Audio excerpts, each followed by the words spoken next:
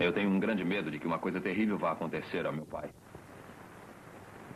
Eu não sei porquê. Simplesmente eu tenho um medo terrível. Eu sinto que vai acontecer uma coisa terrível à minha namorada também. Eu sinto impulsos repentinos de fazer coisas que... É uma ordem que vem de dentro de mim, que exige que eu faça coisas... Que espécie de coisas? É uma ordem para eu cortar minha garganta com uma navalha. Eu sei que isso é uma loucura. Que aí faço alguma coisa que me impeça de agir assim. Paguei minha vida tentando lutar contra essas ideias. Por isso, só há pouco tempo eu terminei o meu curso de Direito. Eu tenho 29 anos e estudei durante 9 anos. Bernard Archer e Edward Fox em O Homem-Rato, nas vozes de Enio Santos e André Filho. Pesquisa de um caso de neurose obsessiva, conduzida pelo Dr. Sigmund Freud. Versão brasileira, Tecnissom, Rio de Janeiro.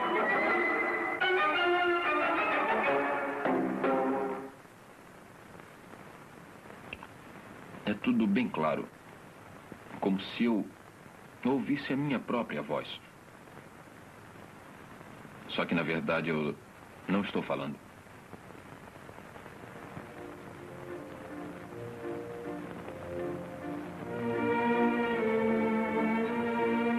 Viena, 1906. Capital do Império Austro-Húngaro. A tradicional cidade de Strauss, mulheres bonitas, aristocratas e soldados.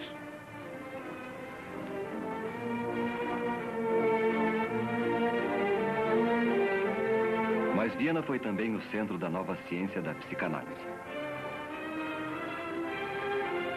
O Dr. Sigmund Freud, um jovem médico que estudava as doenças mentais, ficara fascinado pelo conceito do inconsciente da mente e como seu funcionamento secreto afeta o nosso dia a dia.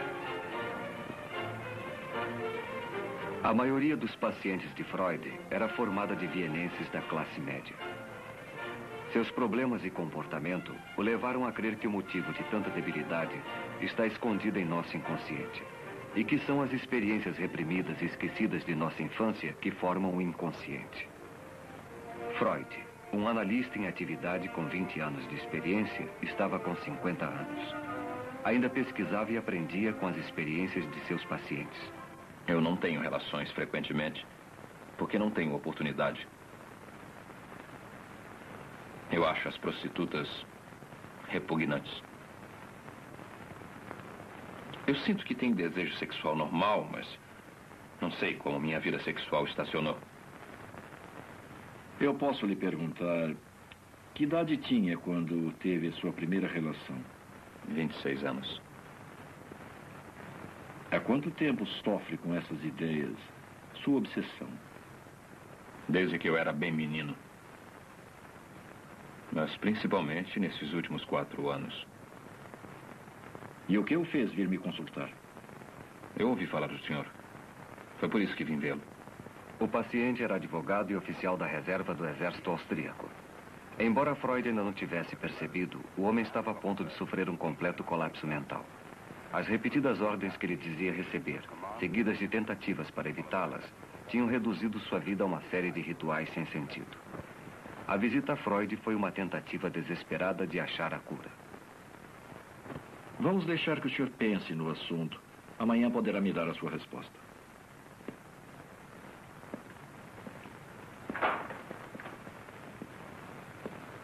Eu vou falar com a minha família a respeito. Como eu devo lhe pagar? Pode me pagar mensalmente, aos poucos. 70 florins para 70 ratos. Então eu lhe vejo amanhã. Passe bem. Passe bem. Freud não conhecia a extensão da doença do paciente. Mas se o inconsciente é o produto de experiências reprimidas da infância, eram esses acontecimentos esquecidos que Freud teria de revelar. Freud já havia percebido que os temores do paciente de que alguma coisa ia acontecer a seu pai e a sua namorada eram essencialmente absurdos. Durante todo o período de tratamento, Freud anotou detalhadamente as condições do paciente. Essas anotações, ele as usou como base para a conferência que fez no primeiro Congresso de Psicanálise, realizada em 1908. Anteriormente, as ideias de Freud foram constantemente combatidas com hostilidade e discórdia. Mas o caso do homem-rato forneceria a confirmação mais dramática de suas teorias. Ilustres senhores, os conhecimentos que vou lhes transmitir agora talvez não sejam por si mesmos satisfatórios, mas podem servir de ponto de partida para o trabalho de outros pesquisadores. O esforço comum poderá trazer o sucesso que talvez esteja além do alcance do esforço individual. A façanha mais notável de Freud foi penetrar no funcionamento interior da mente. Ele a conseguiu desenvolvendo uma técnica completamente nova de comunicação com o paciente. Depois de nossa primeira entrevista, levei-o a concordar com a única condição de tratamento. O senhor deve dizer tudo o que vier à sua cabeça, mesmo que lhe seja desagradável, que pareça sem importância, irrelevante ou até mesmo sem sentido.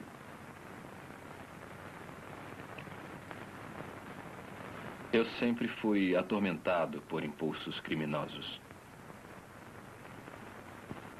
Eu costumava perguntar aos meus amigos, e ainda pergunto, se eles me desprezam por ser criminoso. Eles me dizem que desde que eu era pequeno, eu sempre encarei a vida de modo negativo. Eu não sei por quê. Eu era feliz. Eu era muito amigo do meu pai. Sempre fui, toda a vida. Costumávamos conversar um com o outro sobre tudo. Menos sobre uma coisa. Nós tínhamos em casa uma jovem governanta chamada Senhorita Peter.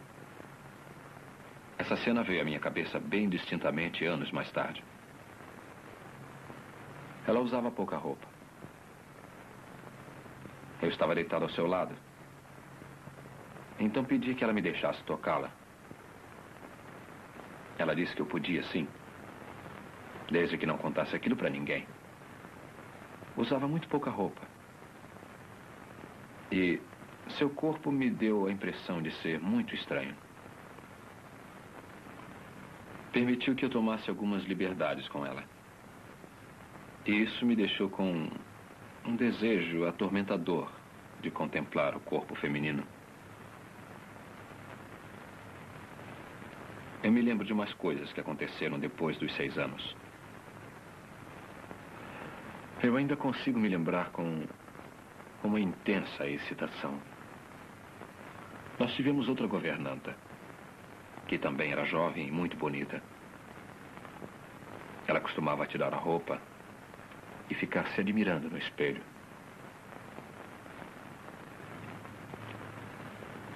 Eu ficava esperando, ficava queimando de curiosidade para poder vê-la bem.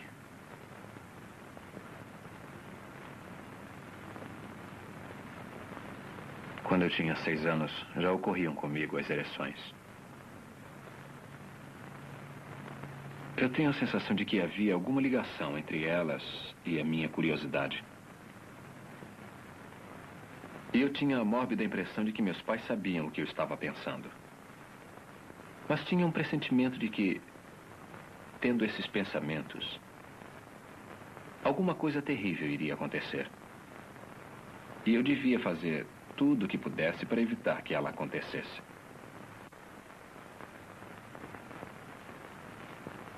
Lembra-se de alguns desses temores? Mesmo quando eu era jovem, eu não conseguia evitar de pensar na morte de meu pai. E isso me deixava muito nervoso. Agora eu ainda tenho esses temores. Temor de que aconteça alguma coisa ao meu pai. E E o meu pai já morreu há muitos anos. Então não pode sofrer nenhum mal? Sim, eu sei disso. Mas eu ainda sinto muito medo por ele. Ele criou uma neurose obsessiva baseada em suas experiências sexuais da infância. Isso produziu um conflito em sua mente. Lado a lado com um desejo obsessivo de ver o corpo da jovem, havia um medo obsessivo de que o pai morresse. Um instinto neurótico e a reação contra ele. O medo obsessivo que tinha de seu pai aos 5 anos, mas claramente o mesmo medo que estava sentindo na idade adulta, 24 anos depois. Por quê? Mas hoje eu quero começar pela descrição da experiência que me fez procurar o senhor. Aconteceu quando eu estava nas manobras. Eu perdi os meus óculos. Então eu telegrafei ao meu oculista em Viena, pedindo um novo par, na primeira mala postal. No momento de descanso, eu me sentei com o capitão Novak e tivemos uma longa discussão a respeito de castigos físicos. Ele era totalmente favorável a isso. Eu sentia medo dele, porque ele era cruel e não escondia. Ou a gente bate neles, ou arranja uma tortura para eles. Eu posso te contar uma boa. Praticam isso no leste. Seria uma boa ideia se a gente fizesse o mesmo aqui. Você pega 10 ou 12 homens, ou quantos homens você tiver, e manda eles formar uma fila junto ao muro. Aí você pega um deles, pega como exemplo, tira a roupa dele e manda deitar com a cara no chão, na frente dos outros. Depois você amarra os braços e as pernas dele, bem abertos para não poder se mexer. E aí acontece o quê? Eu vou dizer o que acontece. Eu não consigo falar sobre isso. Mas se devo tratar do senhor, preciso conseguir ajudá-lo a falar sobre os fatos. Falar sobre as coisas que o preocupam.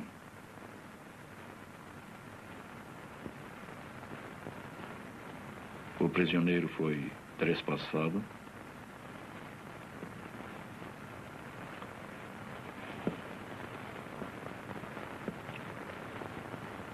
Não. Não, isso não.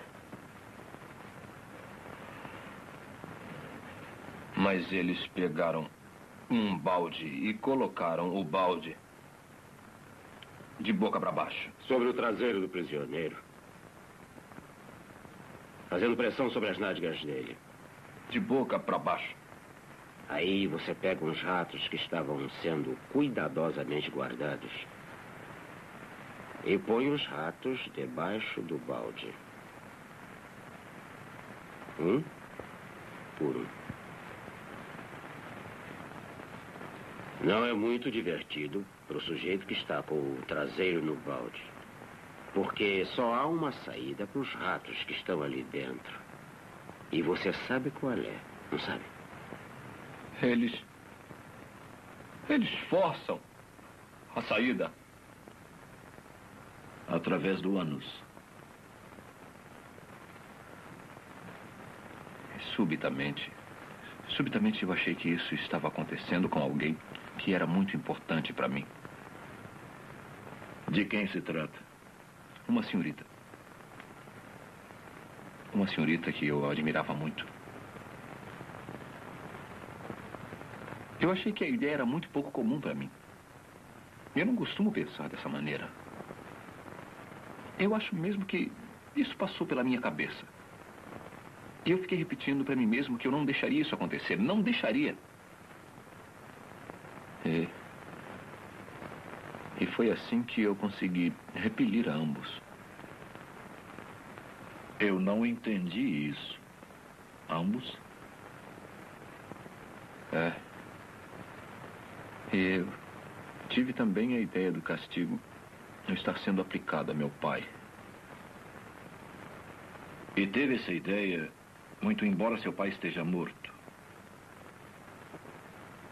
Naquela mesma noite, o capitão Novak trouxe um embrulho que chegou pelo correio. Capitão? Capitão? Eu tenho um embrulho para o senhor que chegou pelo correio da aldeia. Eram os meus óculos novos. Os óculos que eu pedira em Viena, mas eu já contei isso para o senhor. O tenente Alex pagou o frete para o senhor. O senhor vai ter que pagar a ele. Não vou pagar, senão os ratos pegarão meu pai. Eram apenas meus pensamentos. Então eu mudei de ideia. Sim, obrigado. Eu vou pagar. Eu fiz um juramento de que os ratos não o pegariam. Meu cérebro recebeu a ordem de que eu devia pagar o dinheiro ao tenente Alex, como o capitão Novak me dissera. E o senhor pagou?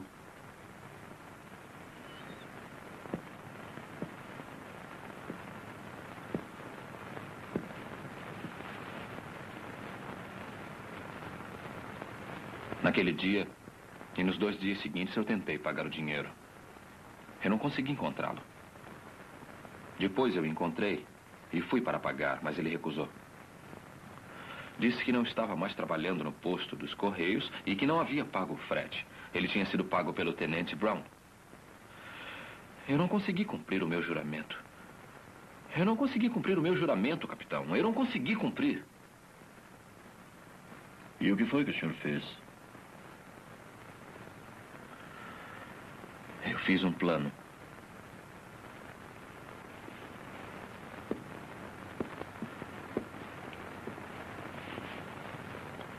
Eu iria até o posto dos Correios e o tenente Alex e o tenente Brown iriam comigo. E pediria ao tenente Alex para dar o dinheiro à moça da caixa do posto. Ela daria ao tenente Brown e ele estaria reembolsado. Aí eu mesmo pagaria ao tenente Alex e não deveria mais nada a ele. Cumpriria o meu juramento e salvaria meu pai dos ratos.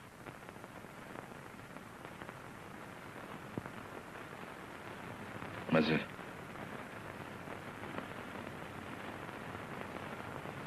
eu fui covarde.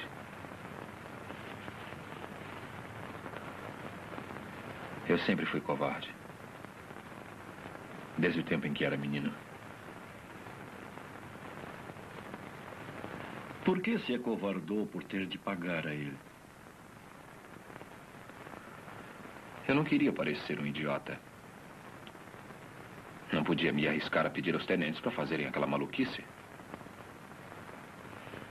Eu não consegui decidir o que fazer, se eu levava o meu plano até o fim ou se fugia. Eu fui até a ferrovia. O carregador disse, trem das 10 horas. Eu disse que sim. Foi o destino. O trem das 10 horas não passava no posto dos Correios. No posto dos Correios? Na cidade onde era o posto dos Correios, capitão. Ia para Viena. Então eu fui para Viena. E no dia seguinte, eu coloquei o dinheiro em uma carta. E então o enviei para a moça do posto dos Correios. É provável que, na verdade, ele sempre soubesse que foi ela quem pagou o frete de seus óculos. Por que não reconheceu o fato antes? Enviei o dinheiro para a moça do posto dos Correios. Foi a pista que levou à verdade oculta por toda aquela incrível história. O que ele está tentando esconder? Por que estava deliberadamente se recusando a admitir que foi ela quem pagou o frete para ele? Por que ele preferiu criar uma estranha obsessão sem sentido, envolvendo ratos, o pai, sua namorada e compromissos de dinheiro com o tenente? Uma coisa que considero da máxima importância é acrescentar. Meu pai tinha enfisema. Na noite em que morreu, eu perguntei ao médico quando acabaria a crise. E ele me respondeu, amanhã. Então eu fui para a cama.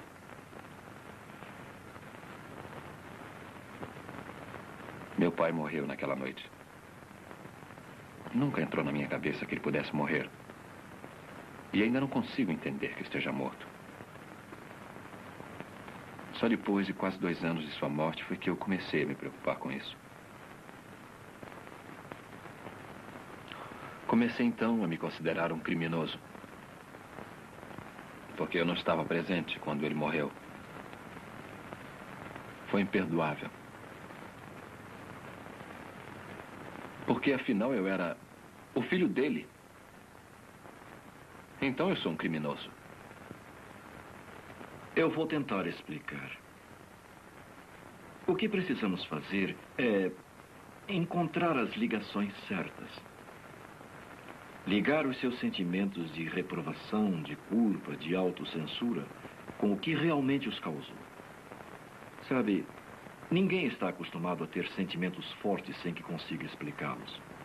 Então, olhamos à volta buscando uma causa possível. E pegamos a primeira que pareça razoável.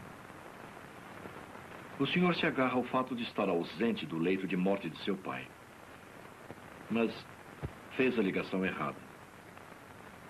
A verdadeira causa desse forte sentimento está em alguma experiência desconhecida alojada em seu inconsciente. O que nós temos a fazer é torná-la consciente e depois estabelecer a ligação certa. Quer dizer que minha sensação de ser um criminoso com relação ao meu pai é justificável? Provavelmente. Por algum motivo que desconhecemos.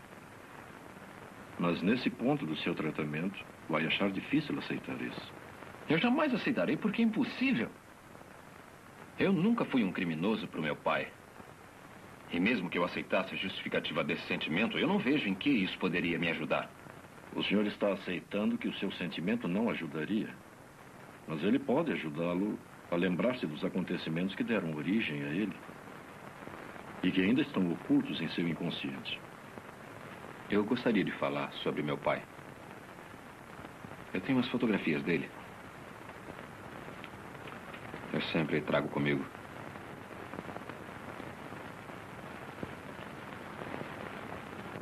Ele era um homem excelente. Era muito bom. Mas éramos muito amigos.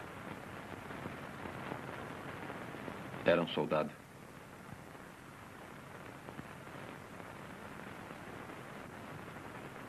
Isto é apenas um pensamento isolado, sem nenhum significado.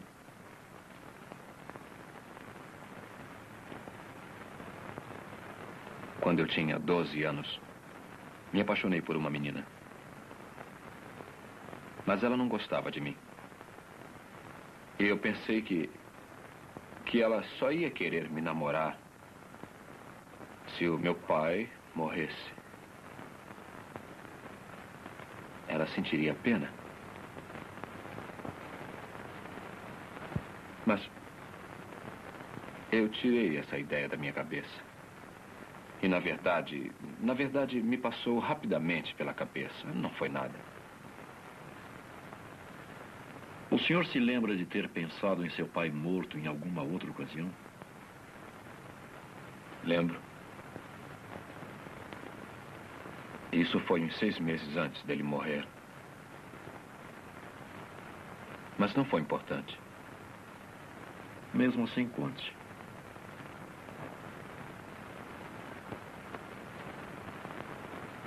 Prefiro não pensar nisso.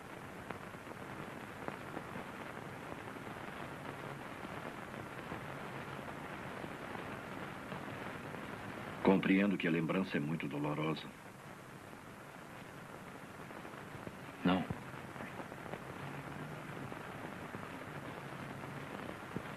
Eu não consigo me lembrar.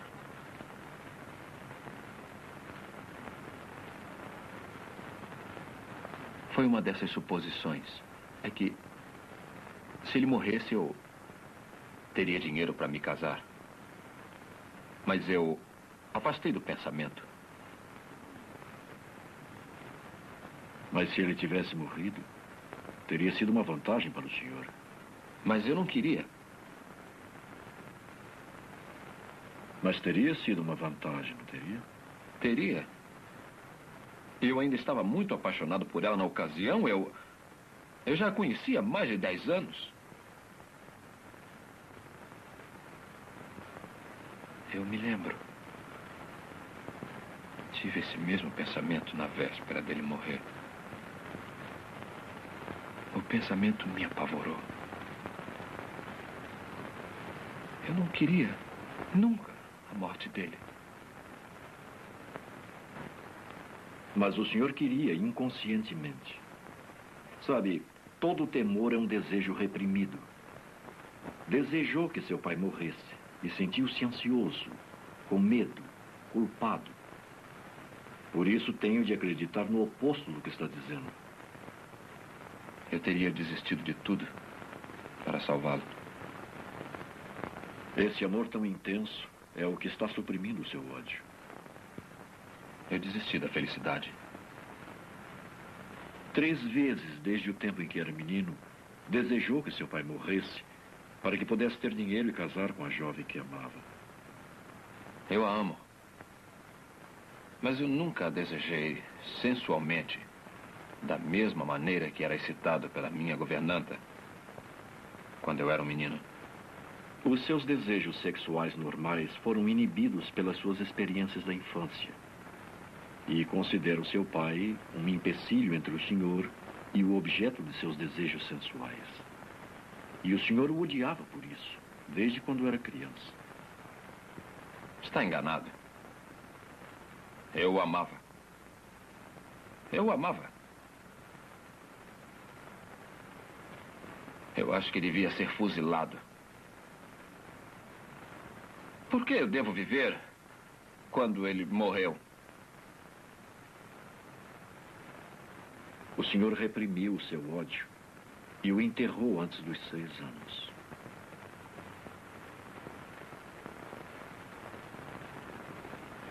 Uma vez eu tentei matar meu irmão. Nós éramos meninos. Eu carreguei a minha espingarda de brinquedo com uma vara. Depois eu disse para ele que se ele olhasse para dentro do cano, ele ia ver uma coisa. E puxei o gatilho.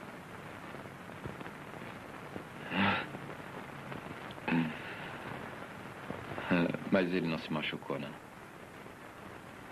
Mas foi a minha intenção. Eu fiz isso, diz minha memória. Você não pode ter feito isso, diz o meu orgulho. Mas você fez isso, diz a minha memória. 18 de março de 1908. Freud estava tratando do paciente há 5 meses. O paciente está caminhando lentamente para um reconhecimento de sua hostilidade contra o pai.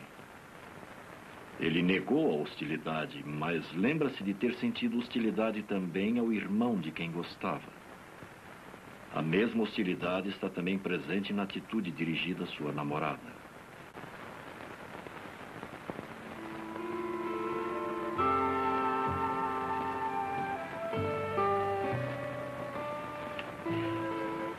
Nós estávamos no lago, num barco.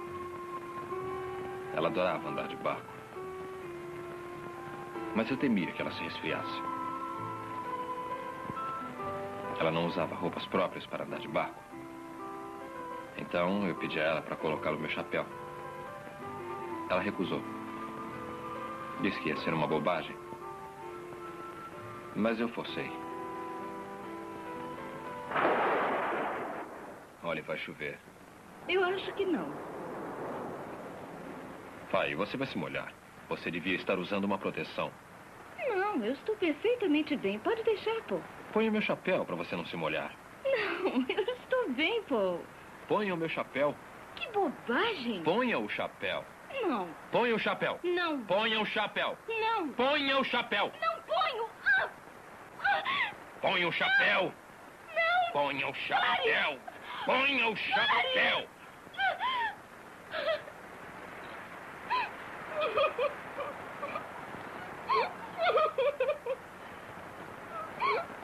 Nada deve acontecer a ela.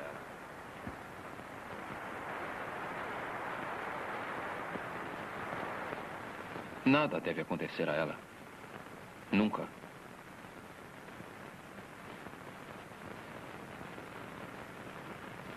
Eu estava esperando por ela. Eu já não havia uma porção de dias. Mas havia uma pedra na estrada. E eu pensei que se as rodas da carruagem batessem na pedra, Gisela podia morrer. Então eu peguei a pedra e a coloquei fora da estrada. O senhor queria protegê-la. Jurou que nada aconteceria a ela. Aí eu vi como eu tinha sido absurdo. Peguei a pedra e a coloquei de novo no lugar em que estava.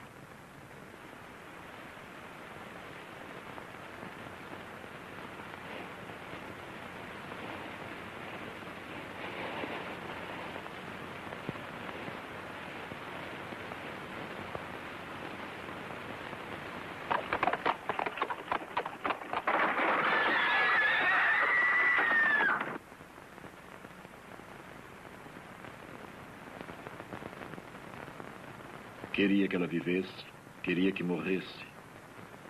O desejo de causar mal, o desejo de proteger. Esses são os componentes na batalha entre o amor e o ódio. Nada deve acontecer a ela.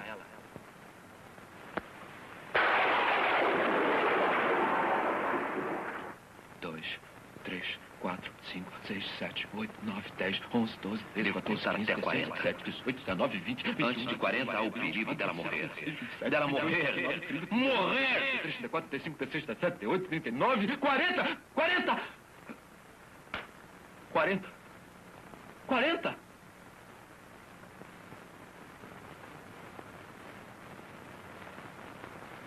Por que está tão zangado com ela? Deve haver um motivo para estar tão zangado e ter de protegê-la.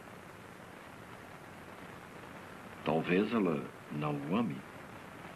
Eu acho que tenho de guardar a mim mesma para o homem ao qual um dia eu vou pertencer. Você não pode me amar, Gisela. Você não pode me amar? Não. Dessa maneira, não. Eu te odeio, Gisela. Olha, vai chover. Ponha o meu chapéu. Não, Paul. A obsessão do paciente exibe um irresistível antagonismo que ficou demonstrado em sua atitude de superproteção. Ele tirou a pedra da estrada para salvar a vida da moça, mas a recolocou, o que voltou a expor a moça ao perigo. Bom Deus, proteja meu pai e Gisela. Amém. Bom Deus, por favor, não proteja. Deus, proteja meu pai e Gisela. Amém. Não proteja. Proteja meu pai e Gisela. Amém. Não proteja. Proteja meu pai. Por favor, não proteja. E Gisela. Amém. Por favor, não proteja. Pai. Não proteja.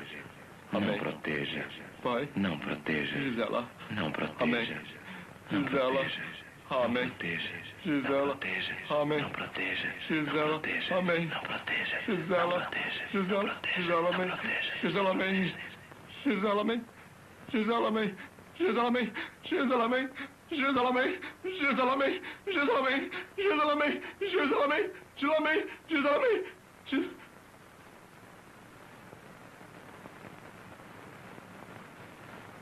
Em suas orações, ele tentou afastar o que considerou ser o seu pensamento mau, luxurioso para com Gisela. Uma oração de proteção para Gisela. Ele repetia tão depressa que nenhum mau pensamento poderia interferir. Mais tipicamente, a palavra proteção é que continha verdade, aquilo que devia ser afastado. A palavra Gisela mesmo formada pelas duas palavras, o nome da moça, Gisela e Amém. Repetindo seguidamente, muito depressa, tornaram-se Giselamen, Giselamen, Giselamen, Gisela Semen.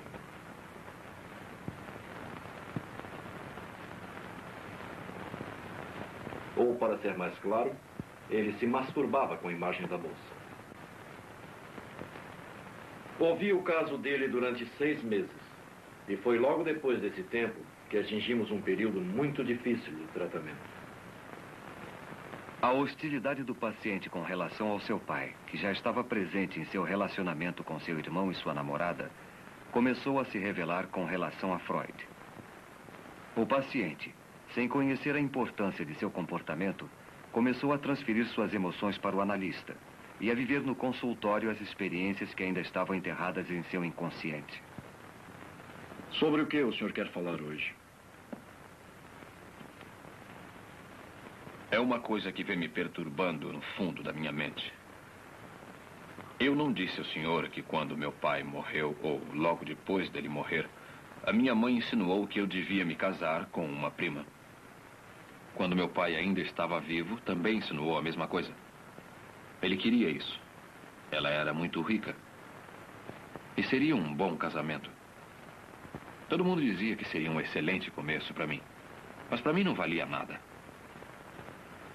Quando eu fiquei doente, a ideia então foi abandonada. Eu não conseguia trabalhar. Mas não era sobre isso que eu queria falar com o senhor, nada disso. Eu queria falar sobre uma jovem que vi à porta de sua casa há uma semana. Ela era extremamente bonita. Tinha os olhos mais lindos que eu já vi.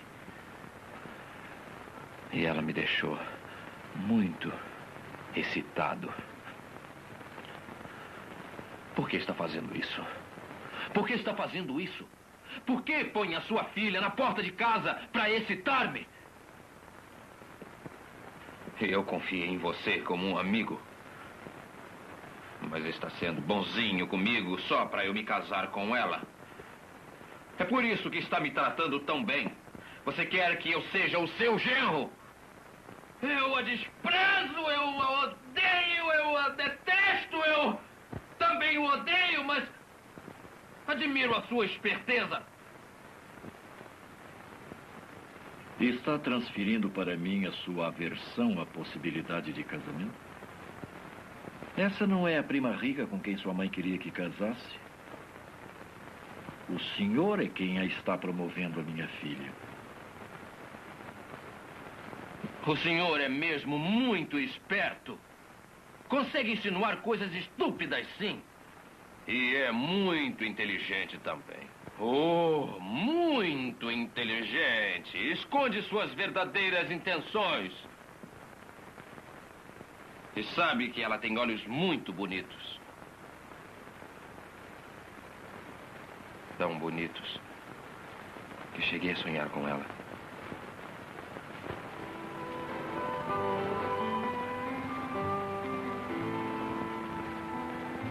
Freud atribuía grande importância aos sonhos, como sendo um meio de revelar o inconsciente. Porque ao dormirmos, o nosso consciente está desprevenido.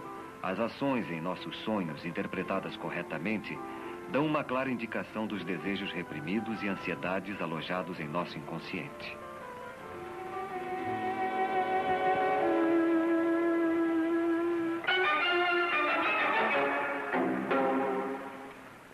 Não. Você está interessado não é em seus bonitos olhos, é em seu dinheiro. Em seus sonhos, a moça que pensa ser a minha filha é a prima rica que seus pais queriam que desposasse. O estrume de vaca é um símbolo de dinheiro. E também pode representar sujeira. Dinheiro é sujeira. Uma coisa desprezível. Também é uma coisa que deseja. Porque sempre foi a necessidade do dinheiro para se casar que o fez querer ver seu pai morto. O senhor me enoja! Porque o senhor me transformou no pai que quer que se case com a prima rica. E está zangado por isso. É o que traz de volta todo o conflito de sua mente. Devia permanecer fiel a Gisela, a moça quem amou, ou devia se casar com a prima rica, como seu pai queria? Não sabe decidir.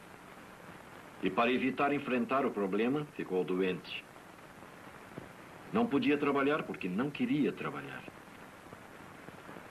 Se o senhor se formasse em direito, o combinado seria de que se casasse com a prima rica.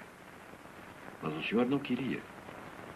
E foi por isso que levou 9 anos para conseguir se formar.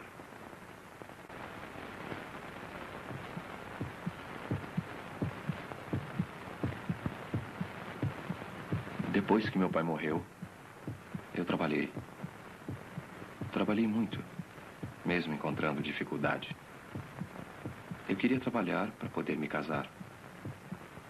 E trabalhava até tarde da noite. Exatamente à meia-noite, eu abri a porta do meu gabinete para que meu pai entrasse. Mas ele nunca entrou. Aí então eu fiz uma coisa louca. Tirei a minha roupa. E examinei as minhas partes íntimas no espelho. São os dois lados do seu relacionamento inconsciente entre o amor e o ódio, expressos em um ato obsessivo isolado. Queria agradar seu pai trabalhando muito, para que pudesse se casar com a moça rica, mas ao mesmo tempo ser descoberto desafiando seu pai, masturbando-se mentalmente, como fazia quando era criança. Por essa época, eu nem me lembro quando foi, minha mãe que me disse. Meu pai foi até o meu quarto e me bateu por eu fazer uma travessura qualquer.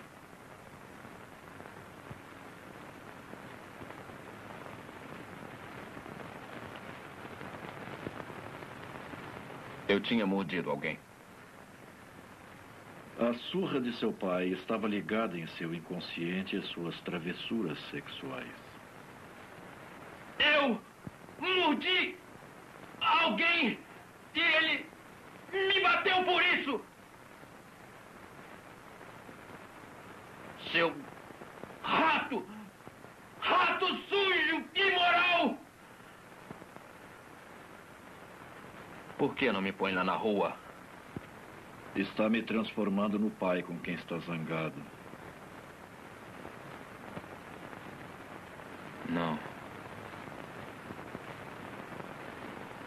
Não. Não. Não. Eu não vou machucá-lo.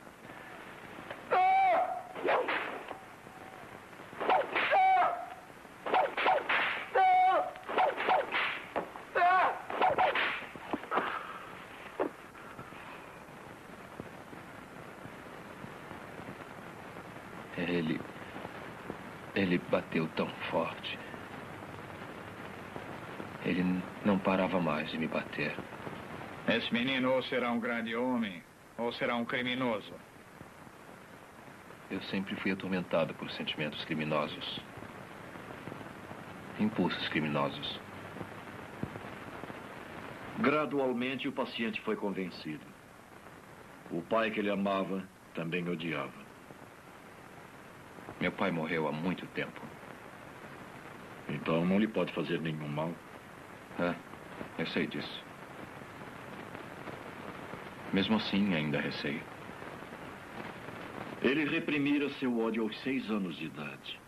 E esse ódio apenas apareceu como culpa, aparentemente sem motivo, e uma neurose obsessiva.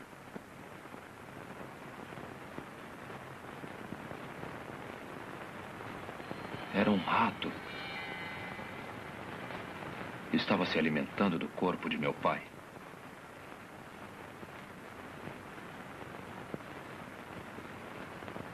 O tratamento chegara ao seu ponto de retorno. O caminho estava livre para a solução da imagem do rato.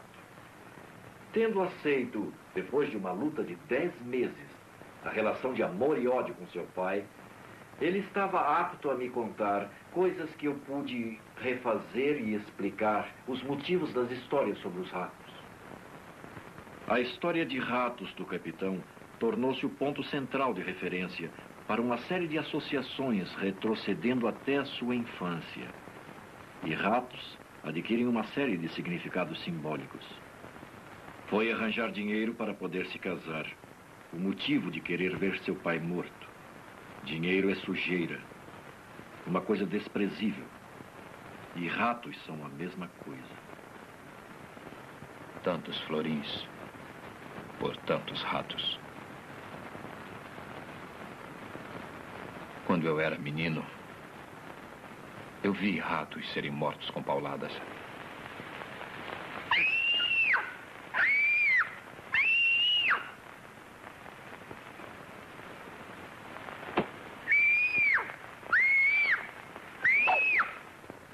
O rato é o senhor quando criança. Ele bateu tão forte. Não parava mais de me bater. Lembra-se por que ele lhe bateu?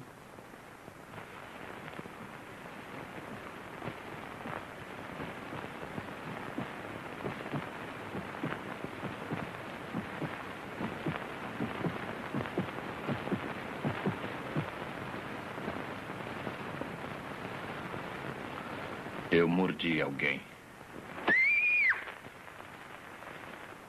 Ele não parava mais de me bater.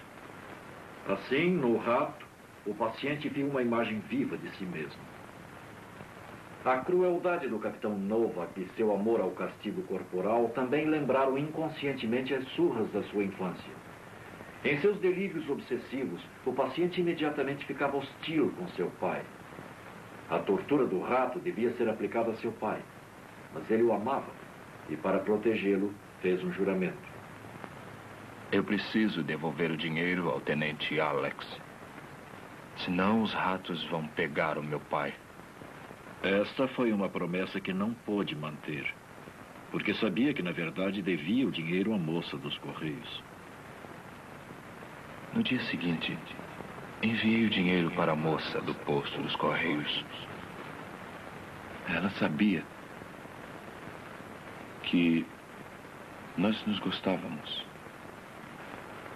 Foi por isso que ela pagou o frete para mim. Por que o senhor não foi diretamente ao posto dos Correios e pagou ela, pessoalmente? Porque estava com medo. Estava interessado nessa moça. Gostava dela.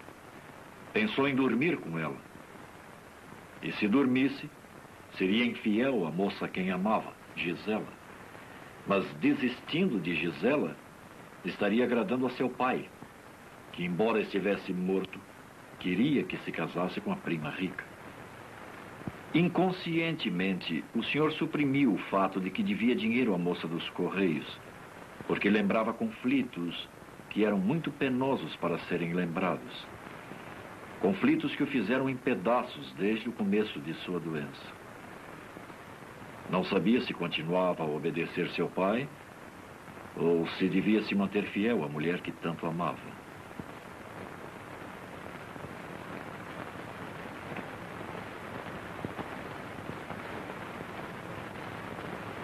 Quando chegamos à solução, o delírio de rato do paciente desapareceu. A mente do neurótico obsessivo é como a árvore que espalha os seus galhos em todas as direções. Mas seja qual for a folha que a pessoa tomar, ela sempre seguirá o caminho da raiz causadora do mal. Nesse caso, o conflito entre o amor e o ódio que nasceu da crença inconsciente do paciente de que seu pai ficou entre ele e os seus desejos sexuais. Mas, quando o ódio reprimido por seu pai foi revelado, o conflito entre o amor e o ódio ficou resolvido e a importância de sua personalidade normal foi restabelecida. O tratamento do homem-rato levou 11 meses. A cura foi completa. Não houve recaídas. O próprio Freud e seus colegas reconheceram o caso como um grande avanço. Provou a existência da sexualidade infantil. Mostrou a ocorrência de experiências precoces da infância e a influência no futuro dessas experiências ocultas em nosso inconsciente. As ideias psicanalíticas de Freud, amplamente apoiadas pelas provas do caso do homem-rato, ainda sofreram controvérsias. Mas para o bem ou para o mal, foram profundamente influenciadoras. Freud é um dos poucos homens do qual se pode autenticamente dizer: ele revolucionou os nossos pensamentos e o nosso modo de viver.